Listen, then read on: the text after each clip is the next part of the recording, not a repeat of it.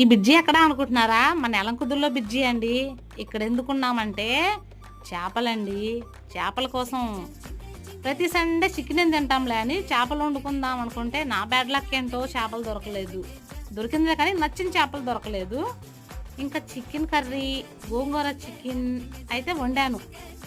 వేడి వేడి అన్నంలో కొంచెం గోంగూర చికెను, కొంచెం ఈ మామూలు చికెన్ అండి. దీంట్లో ఏం నేనేం కలిపి వండలేదు. గుడ్డైతే వేసానండి.